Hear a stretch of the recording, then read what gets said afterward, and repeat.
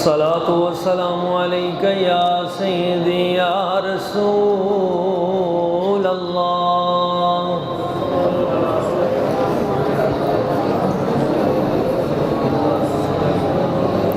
الصلاة والسلام عليك يا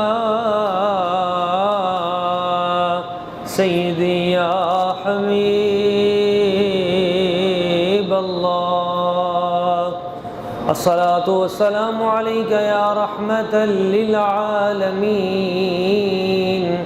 وعلى آلك وأصحابك يا محبوب رب العالمين.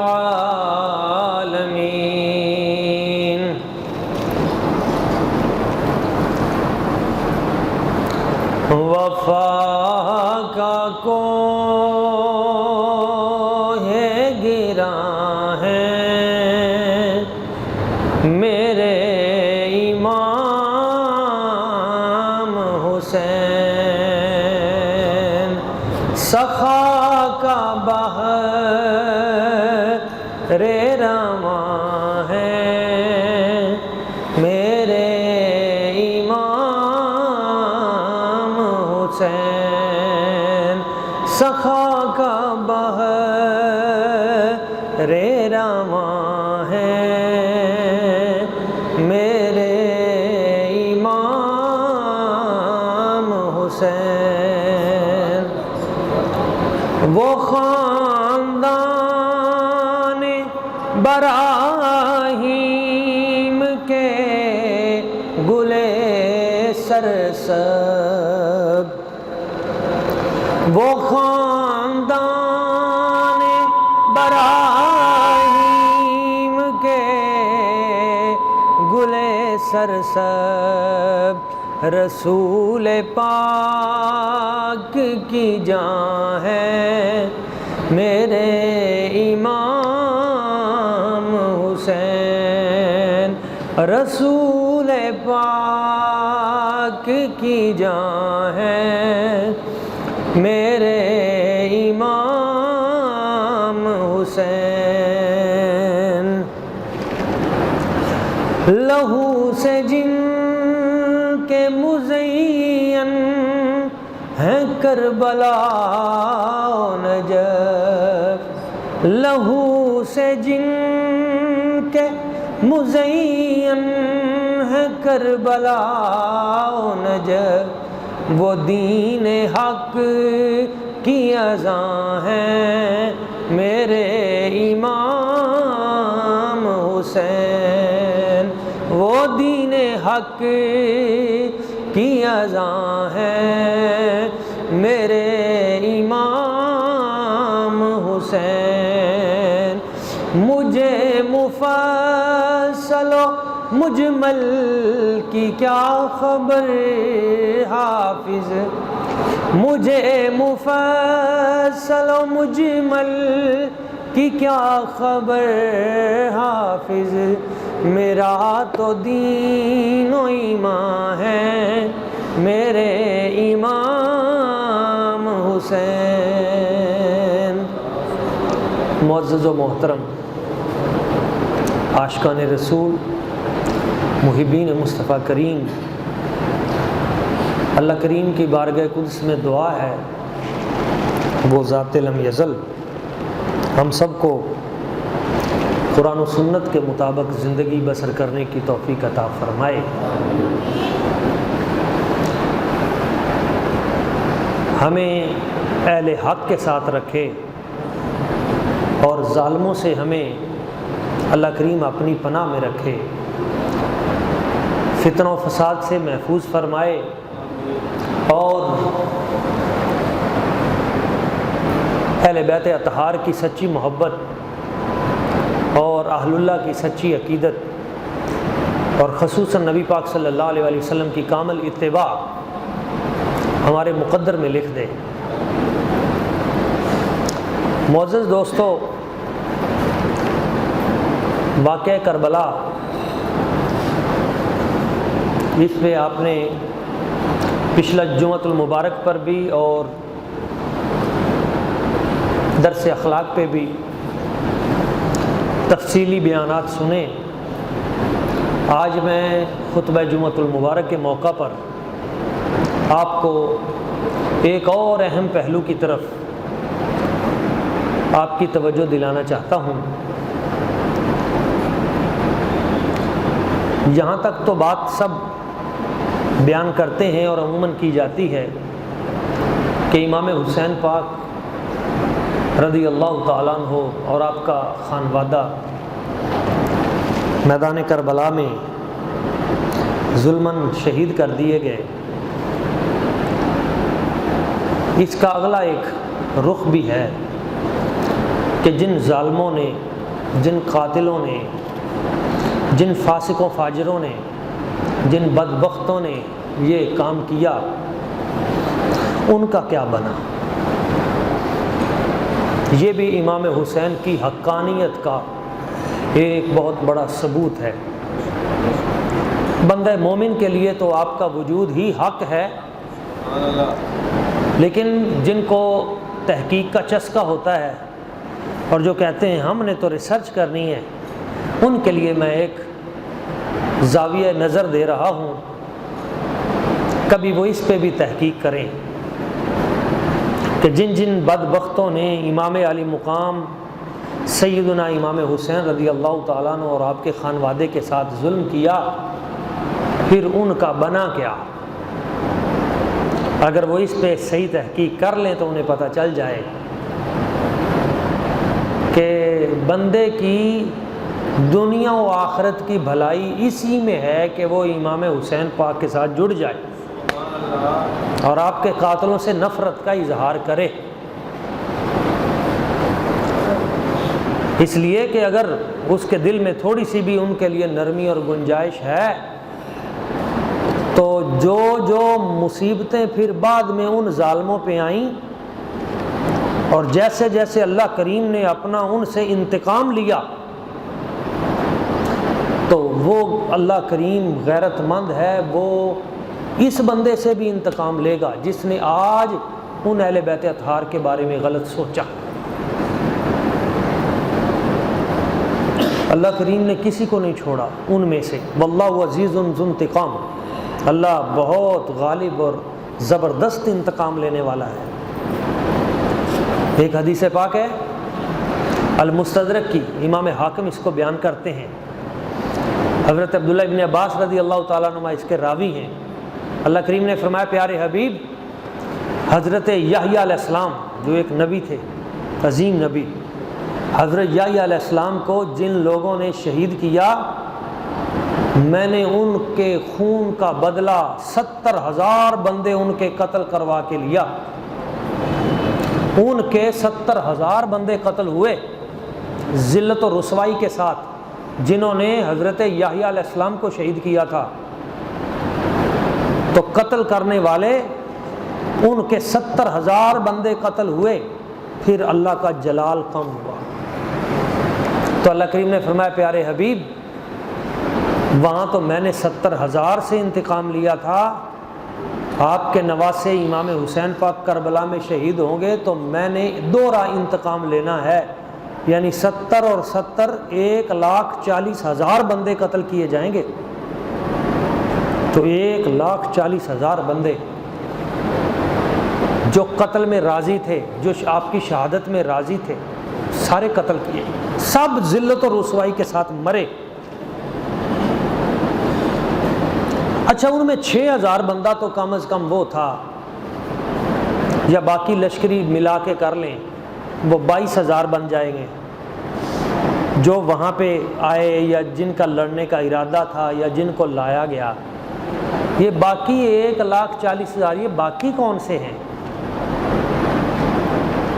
یہ بڑی ڈر والی بات ہے، یہ سمجھنے والی بات ہے۔ کہتے ہیں یزید کا لشکر جو ہے وہ 22,000 کا تھا، لیکن بعض کتابوں میں ہے کہ 4,000 بندہ تھا جو اس میدان میں ایک طرف موجود تھا عمر بن سعد کے ساتھ۔ چلیں 22 لگا لیں، 24 لگا لیں، جو اصل میں بات کرنا چاہتا ہوں عددوں کو چھوڑو۔ اللہ تعالیٰ فرماتا ہے 1,40,000 بندوں کے ذریعے انتقام لوں گا، تو وہ تو زیادہ سے زیادہ 24,000 ہوں گے۔ پھر یہ باقی لوگ کون سے ہیں جو اس کے انتقام میں آئیں گے؟ یہ وہ لوگ ہیں جو قیامت تک امام حسین کے خلاف بات کریں گے، یزید کے حق میں بات کریں گے، ان میں سے ہوں گے۔ اپنا تعلق ہمیشہ اہل بیت اطہار کے ساتھ جوڑیں، نیکوں کے ساتھ جوڑیں، صالحین کے ساتھ جوڑیں۔ ایک بندے نے صرف اتنا کہا کہ ٹھیک ہے، یہ باقی جو ہزاروں بندے تھے، اللہ تعالیٰ نے یہ انتقام پتہ کتنے عرصے میں لیا ان سے، اس دور میں جو شریک تھے اس گناہ میں، امام حسین پاک کی شہادت کے اس کفر میں جو شریک تھے بدبخت، صرف 6 سال کے اندر اندر ان میں سے ایک بندہ بھی نہیں بچا، صرف 6 سال لگے، صفائی کر دی اللہ تعالیٰ۔ ایک بندہ کہنے لگا کہ باقی تو سارے جتنے لوگ تھے اس لشکر میں سارے مر گئے، سب پہ عذاب آیا، میں بچ گیا۔ اس نے کہا میں بچ گیا، حالانکہ میں بھی لشکر میں تھا۔ تو دوسرے بندے نے کہا اچھا وہ چراغ تو جلاؤ، تو اٹھ کر وہ چراغ جلانے لگا تو چراغ لگاتے ہوئے اسے آگ لگ گئی۔ اب یہ جو دیا ہوتا ہے چراغ، اس میں کتنی سی آگ ہوتی ہے؟ تھوڑی سی آگ ہوتی ہے، رب کی پکڑ جب آتی ہے نا تو وہ بڑی بن جاتی ہے۔ وہ چھوٹی سی آگ لگی، وہ اس کو بجھانے کے لیے اس نے پانی ڈالا تو وہ پانی بھی آگ بن گیا، تو اس نے بڑی بالٹی بھر کے اوپر ڈالی کہ کسی طریقے سے آگ بجھے، تو وہ ساری بالٹی وہ آگ بن گئی۔ تو جسم اس کا جلنے لگا تو وہ بھاگا اور جا کے اس نے دریائے فرات میں چھلانگ لگا دی کہ دریا میں چھلانگ لگا دوں شاید بچ جاؤں، مگر جس دریا کے حصے میں اس نے چھلانگ لگائی تھی اس دریا کا وہ ایریا، وہ سارے کا سارا آگ بن کر اس کو جلانے لگا اور جل جل کے وہ مرا۔ ایک بندہ اس سے پوچھا گیا کہ تمہاری آنکھیں اندھی کیوں ہیں؟ بچپن میں جوانی میں تو تمہاری آنکھیں ٹھیک تھیں۔ اس نے کہا میں اس جنگ میں تھا، میں نے کوئی کام نہیں کیا تھا، نہ میں نے کوئی شرکت کی تھی، لیکن میں نے ان کے تیر اٹھائے ہوئے تھے، یزیدیوں کے تیر اٹھائے ہوئے تھے، کوفیوں کے۔ تو میں نے دیکھا نبی پاک صلی اللہ علیہ وسلم کو خواب میں، حضور سخت جلال میں ہیں، اور جو قاتلان حسین ہیں، امام حسین پاک کے قاتل، حضور ان کو خود ذبح کر رہے ہیں۔ تو میری طرف دیکھا اور فرمایا تو بھی بدبخت ہے جو ان کے ساتھ کھڑا تھا۔ تو میں نے کہا حضور میں نے تو کوئی تیر نہیں چلایا۔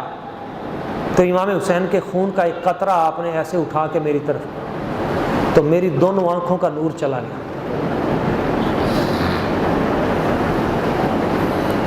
خولی بدبخت جس نے امام حسین پاک کی گردن کاٹی تھی،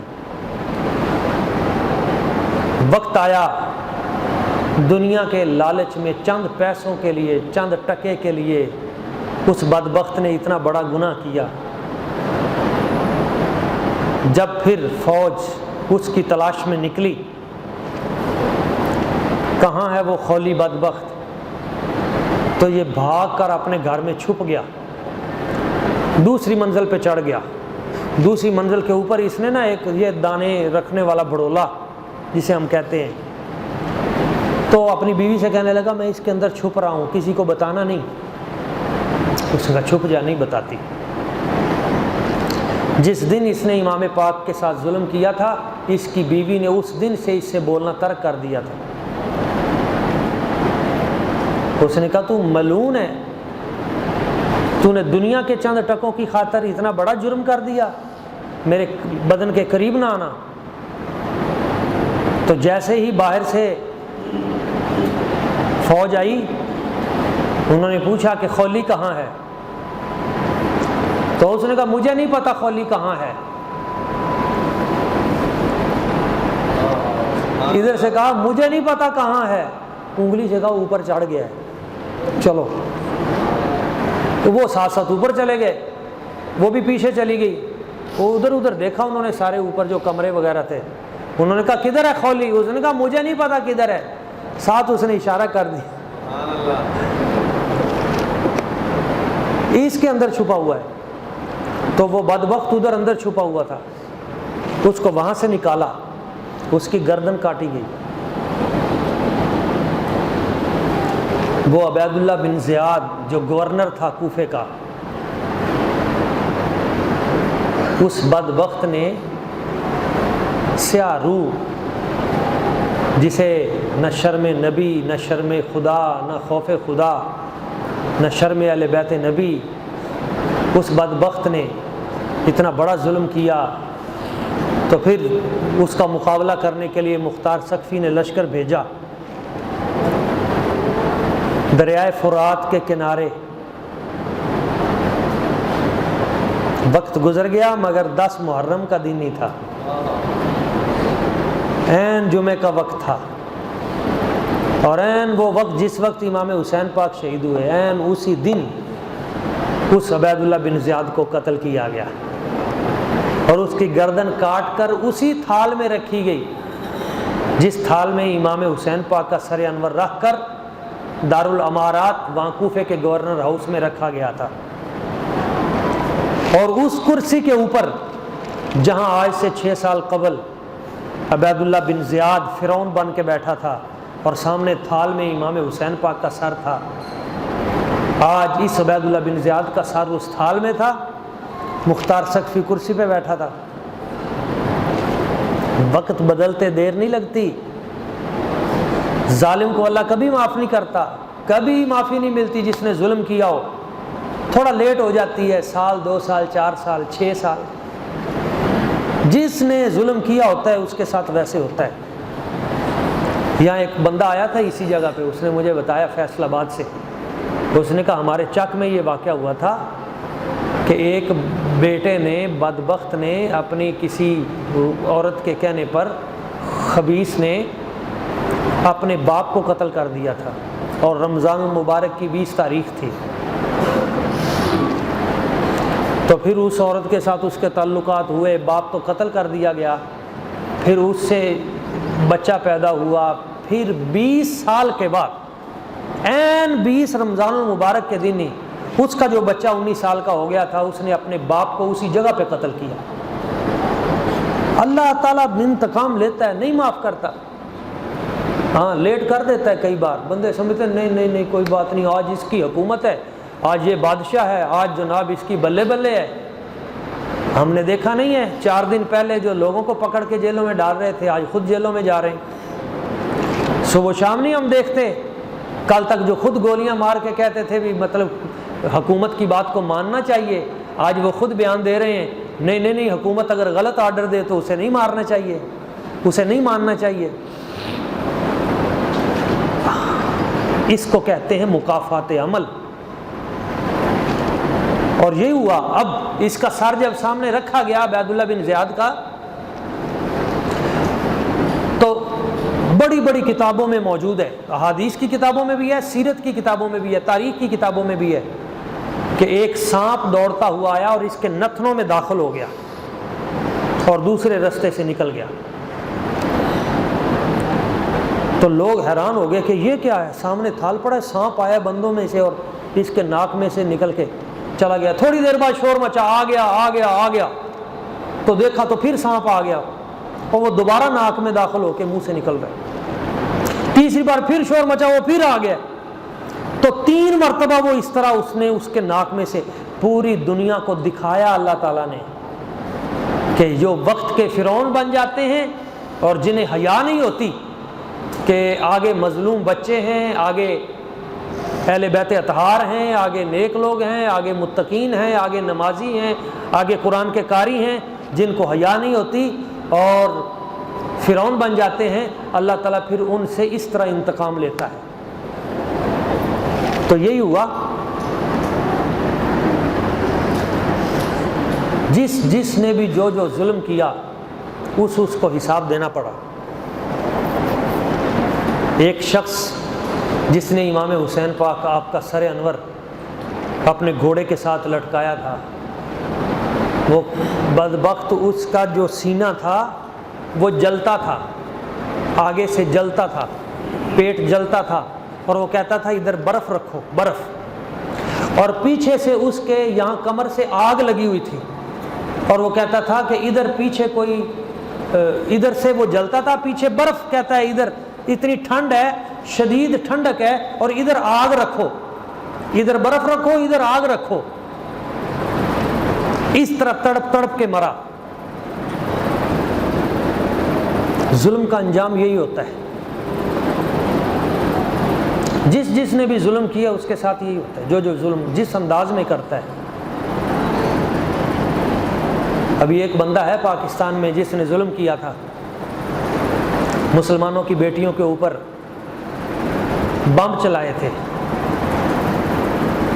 اور انہیں راکھ کر دیا تھا، اور اس وقت وہ اقتدار کے نشے میں تھا، اور وہ کہتا تھا کہ کون ہے جو میرا مقابلہ کرے، کس کی جرت ہے۔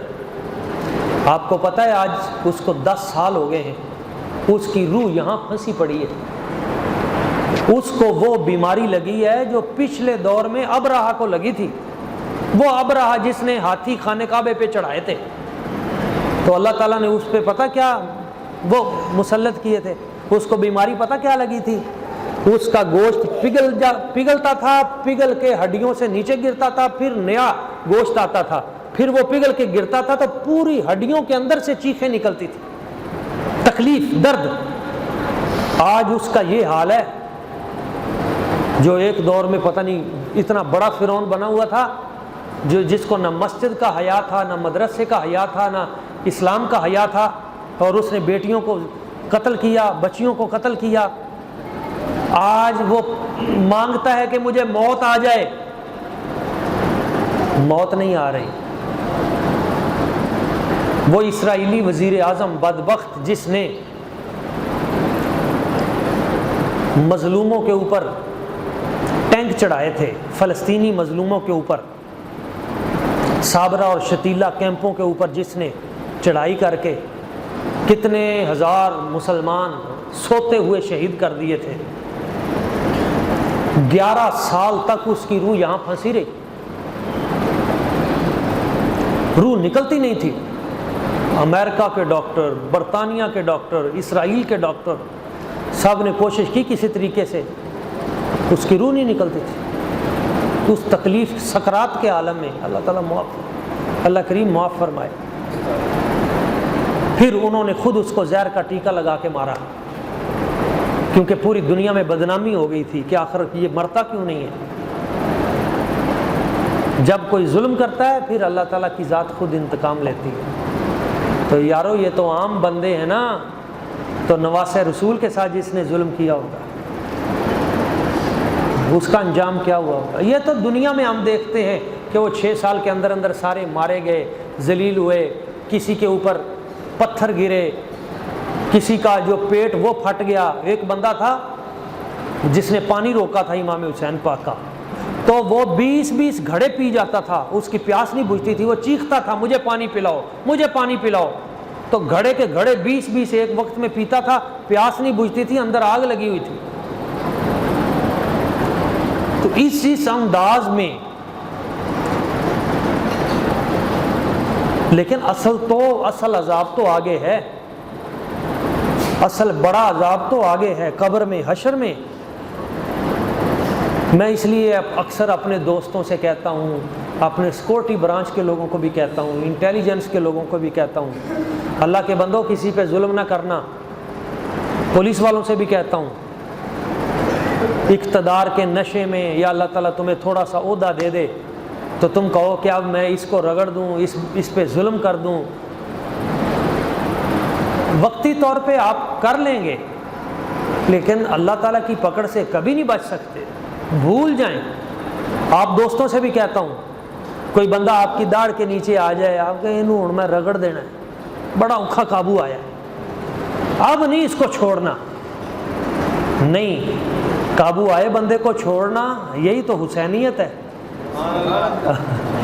امام میرا سے کہ میں نے رات کی تاریکی میں تیرا حیا اس لیے کیا ہے، وہاں ہم مہمان تھے، تم میزبان تھے، آج تم رستہ بھول گئے ہو، میں تمہیں رستہ بھی دکھا رہا ہوں، کھانا بھی کھلا رہا ہوں، اور ساتھ یہ زیادہ راہ درہم و دینار بھی دے رہا ہوں، اس لیے کہ آج تم مہمان ہو، ہم میزبان ہیں۔